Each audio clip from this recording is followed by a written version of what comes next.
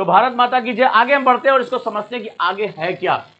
एक अकेले पायलट को, सवाल आपके दिमाग में भी आ रहा होगा, एक अकेले पायलट को बचाने के लिए करोड़ों रुपए का रिस्क लेना, कई जानों का रिस्क लेना, क्या सही है? दिमाग में तो आ रहा होगा ये कि जहां कोई बात नहीं, जैसे इतने लोग, एक आदमी चला जाए, क्या दिक्कत है? अब जरा सुनो ध्यान से, बात सिर्फ वो एक पायलट की नहीं थी, बात पैसे से इसको नहीं तोला जा सकता। बात है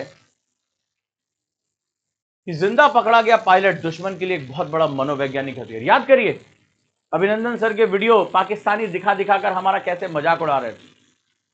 हाउस द टी, चाय कैसी है, याद है ना आपको? और बाद में जब हमने जवाब दिया तो वो हमारे लिए गर्व की बात थी। तो ये एक बेसिकली वॉर जो होती है सिर्फ जो है हथियारों से नहीं लड़ी जाती है, एक साइकोलॉजिकल प्रेशर क्रिएट किया जाता है, साइकोलॉजिकल प्रेशर क्रिएट किया जाता है। अब यहां पर अपने सैनिक को हर हालत में वापस लेकर आने की एक बहुत बड़ी स्ट्रेटजी होती है। दुश्मन इसका इस्तेमाल जो है ग्लोबल मीडिया में प्रोपेगेंडा के लिए करता है, क्योंकि आज सूचनाओं का दौर है। टीवी पे ले जाएगा, बताएगा किस तरह से हमारे साथ हुआ, फलाना ढिकाना, उसके ऊपर मनोवैज्ञानिक प्रेशर डाला जाता है, उससे कुछ स्टेटमेंट कहलवाए जाते हैं, उसको पूरे अपने अपने साथ के लोगों को अपनी तरफ मिलाने के लिए इसका प्रयोग किया जाता है। तो that is a propaganda weaponry. देश के ऊपर दबाव, जनता जो होती है वो फिर बहुत भावनात्मक हो जाती है, फिर वो अपनी सरकार पे दबाव डालना शुरू कर देती है, फिर सरकार जो है वो निगोशिएशन के लिए आती, बहुत कुछ यहां तामझाम होता है। तो यहां पर अब जब ये हो जाता है कि हमें अपने सैनिक को हर हालत में लेकर आना है, तो यहां पर क्या होता है, जो सेना का मोराल होता है ना, वो बहुत हाई रहता है। उन्हें पता होता है कि हम किसके लिए लड़ रहे हैं, अपने देश के लिए लड़ रहे हैं। तो हम जिस सेना का पार्ट है, जिस इसका हिस्सा है, वो हमें कभी अकेले नहीं छोड़ेगी।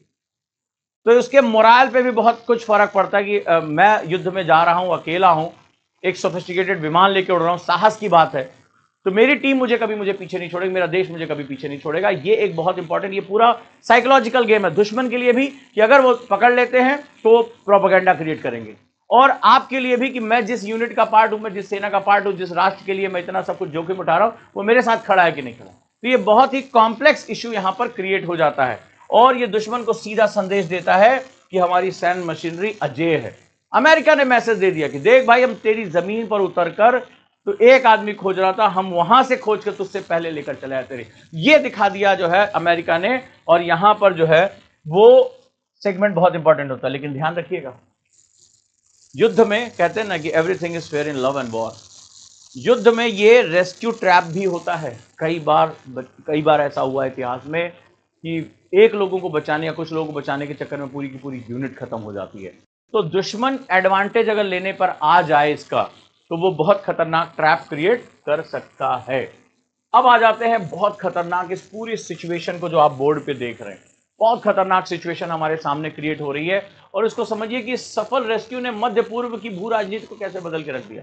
जो जियोपॉलिटिक्स है मिडिल ईस्ट की, वो इस रेस्क्यू से अचानक से कैसे अमेरिका के पास इतना साहस आ गया, अचानक से कैसे पूरा दुनिया का मीडिया, जो अभी अमेरिका की इतनी बदनामी हो रही थी, अचानक से इस घटना ने कैसे पूरी चीज को चेंज करके रख दिया, इमोशनल वॉरफेयर में कैसे कन्वर्ट कर दिया। तो यहां पर ईरान और अमेरिका के बीच जो पावर बैलेंस है, उसने इसको डिस्टर्ब किया।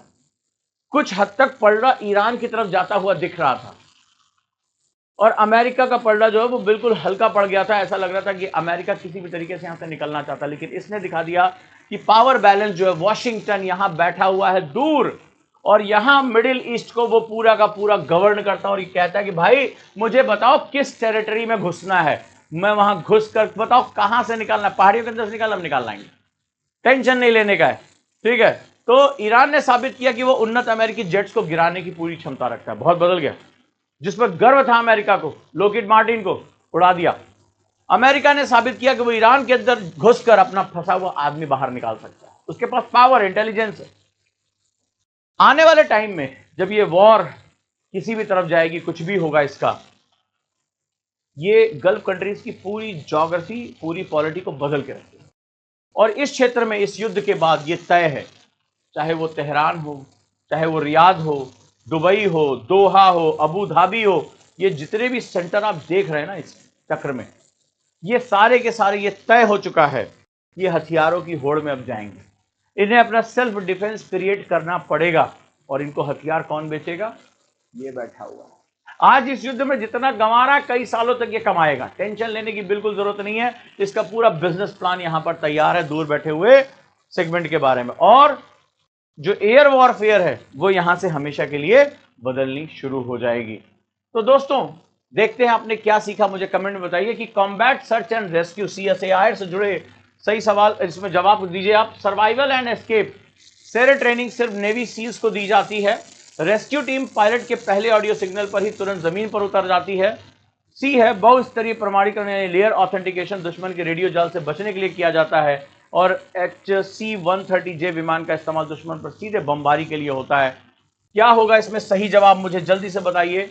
CSAR से जुड़े हुआ कौन सा आपके हिसाब से, कमेंट में मुझे बताते जाइए कि इन चारों में से ABCD में सही आंसर क्या होगा। जल्दी से आज का एनालिसिस कैसा लगा मुझे यह भी बताइए, मेरे साथ जुड़े रहिए। ये प्रेजेंटेशन आपको कैसी लगी ये भी मुझे जरूर बताएंगे आप। तो ABCD आपके हिसाब से कौन सा आंसर सही होना चाहिए?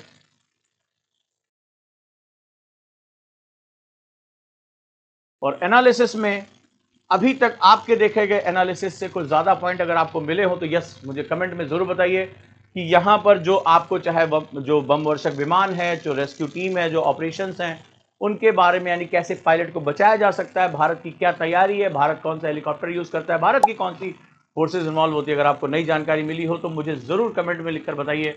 और इस तरह की सीरीज के लिए तैयार हो जाइए, मैं आपके साथ जुड़ता रहूंगा। आपका गाइड उजांग, नमस्कार, मिलते हैं। Thank you so much, thank you.